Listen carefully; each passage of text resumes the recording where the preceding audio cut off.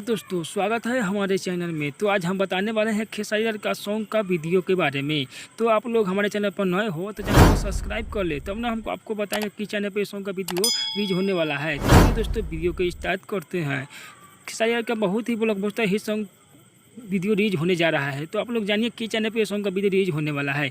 तो आप लोग वीडियो को भगा भगा कर नहीं देखिएगा, तो कुछ भी समझ में दोस्तों नहीं आने वाला है। वीडियो को शुरू से अंत तक देखें, तब ना आपको समझ में आएगा कि चैनल पे सॉन्ग का वीडियो रिलीज होने वाला है। अब भगा भगा कर देखिएगा तो कुछ भी समझ में नहीं आएगा। समझ गए दोस्तों? तो इसीलिए आप लोग वीडियो को शुरू से अंत तक देखिए, तब ना आपको समझ में आएगा कि चैनल पे सॉन्ग का वीडियो रिलीज होने वाला है और कब होने वाला है, कितने बजे होने वाला है। तो आज हम सब बताने वाले हैं।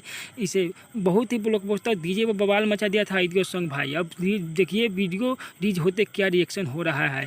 तो एल्बम का नाम है नीलुआ तोरा पिलुआ परी। बहुत ही ब्लॉकबस्टर सॉन्ग है। नीलुआ तोरा पिलुआ परी बहुत ही blockbuster hit song Khesari Lal का है। वीडियो सॉन्ग तो बवाल मचा दिया था दोस्तों। अब देखिए वीडियो का क्या रिएक्शन है।